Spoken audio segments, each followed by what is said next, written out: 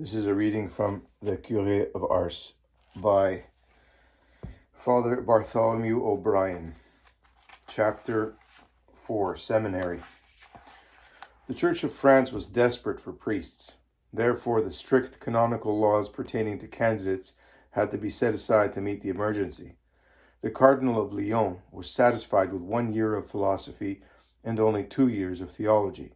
"We must go to the rescue of many parishes left entirely without priests," he wrote to his Vicar General, Father Courbon. In fact, in 1812, His Eminence called to holy orders all those who were in their first year of theology in order to guard them from the danger of conscription. On one point only was he inflexible: piety. Following his mother's death, John Marie was welcomed back to the rectory of Father Bally, where he acted as student, gardener, sacristan, altar boy, and domestic helper. In the Diocese of Lyon, tonsure was given to students in the minor seminary during the year of rhetoric. Father Bally realized that time was pressing and that his seminarian was 24 years old. Therefore, he presented Jean Marie, while a student of rhetoric, for tonsure on May 28, 1811. On that happy day, John Marie took the first step in his ecclesiastical career towards the priesthood. In the history of John Marie, the role that God chose for Father Bally in leading him to the priesthood and in forming him into a saint is most remarkable. A parishioner described Father Bally in this way: "He was a tall man, made apparently of nothing but skin and bones. One might have thought that he never ate a square meal. His pupil set out to follow in the penitential footsteps of this holy priest, and, if possible, to outstep him in the path to perfection. Father Bally felt so strongly that John Marie was called to the holy priesthood that he never once grew weary in his efforts to promote his vocation. In 1812, Father Bally sent his pupil to study philosophy at the minor seminary of Verrières. There, John found himself older than the other students, even older than his professor. A few of his fellow students were hardly more advanced than he, so a group of 7 of them was taken aside and taught philosophy in French. While in the minor seminary, he dedicated himself to Our Lady as her slave, according to the mind of St. Louis de Montfort. In spite of the fact that he was often made the butt of his fellow seminarians when he was in the philosophy class, he nevertheless was well liked and considered already very close to God. In later life, he summed up his stay at Verrières by the simple, charitable remark, "I had somewhat to suffer."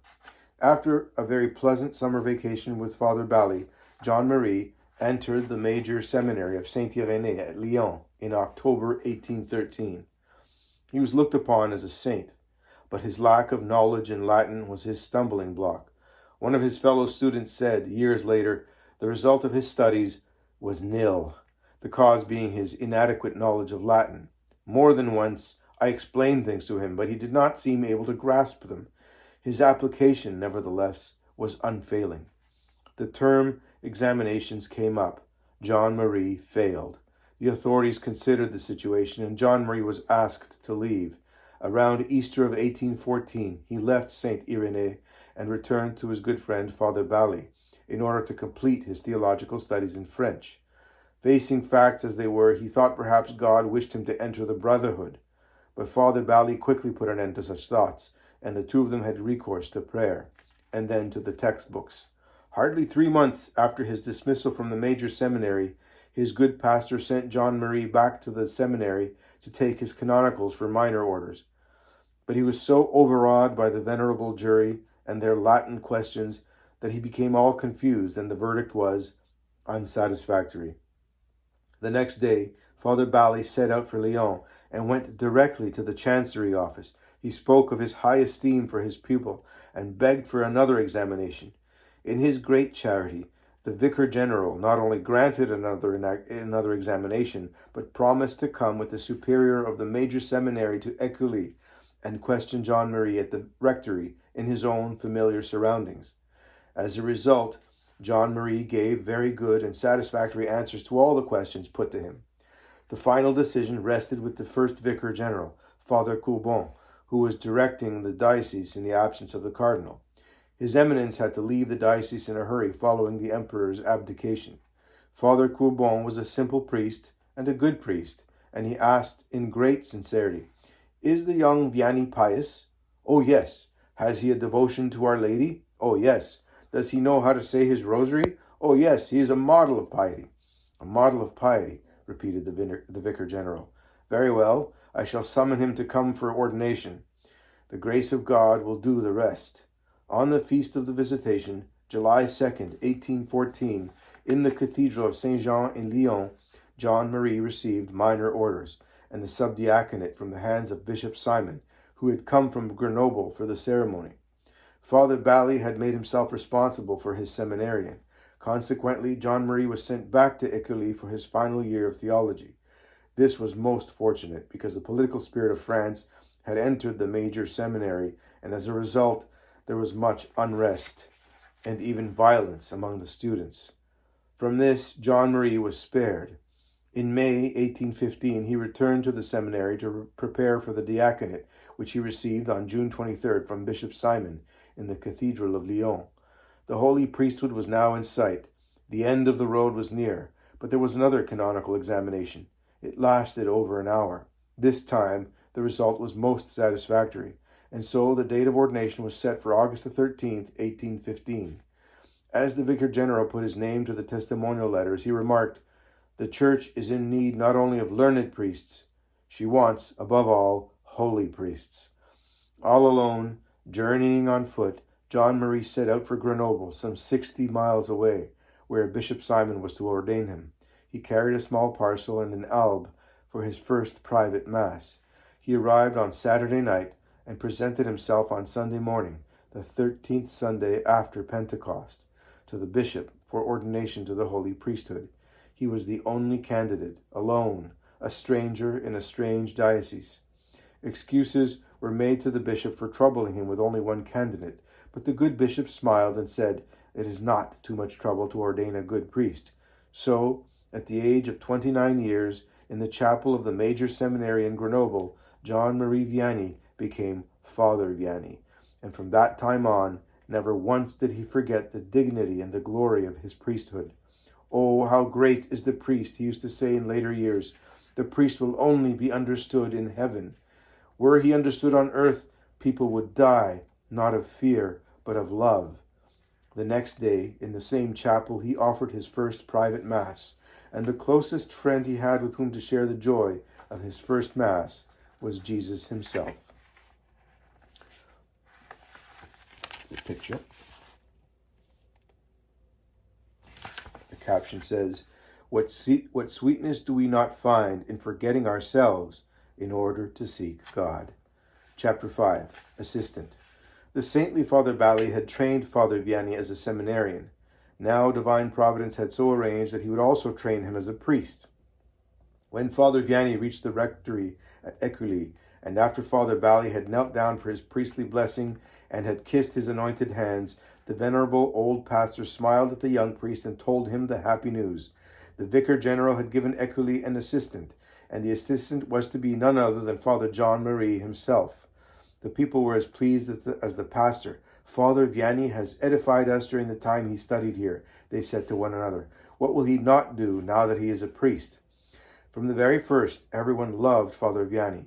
His sister Marguerite went over from Dardilly to hear him preach, and later remarked, "To my thinking, he did not preach well as yet, but when it was his turn to speak, people flocked to the church.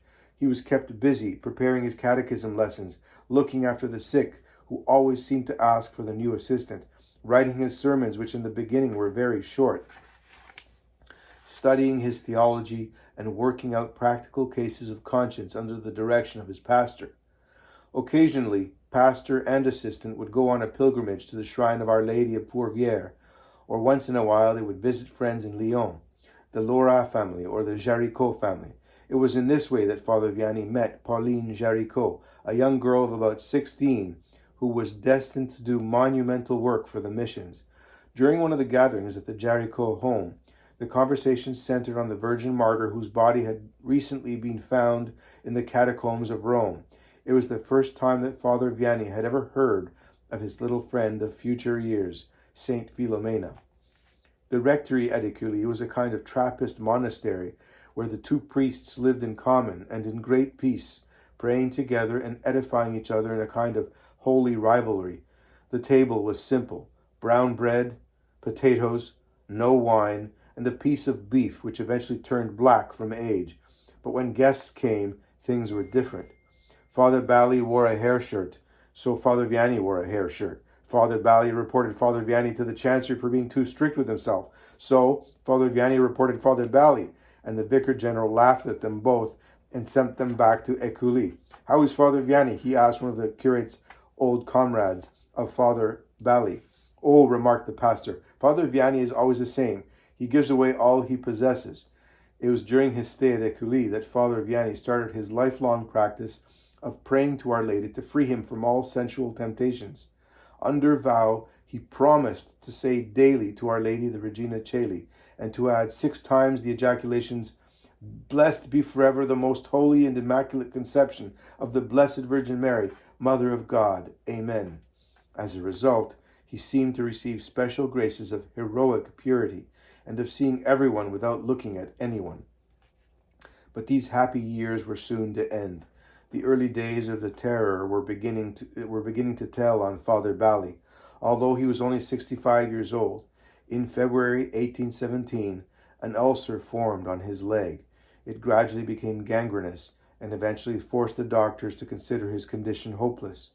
During the whole of 1817, Father Vianney was doing most of the parish work, besides assisting his pastor as a faithful son would assist his father.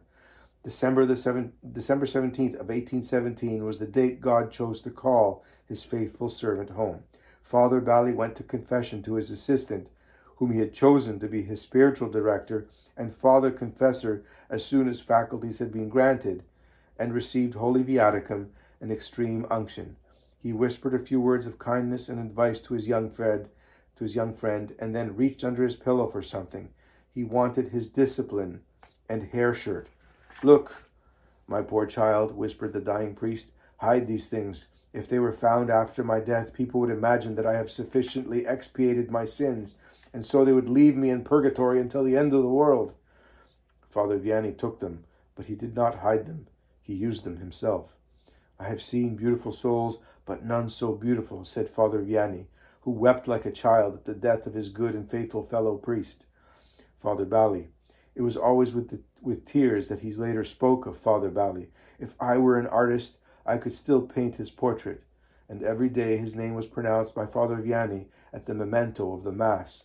On his mantelpiece he always kept the looking-glass of his good pastor, because it had reflected his face. The people petitioned that Father Vianney be their new pastor, but the authorities refused. A new pastor was appointed. Things were different now.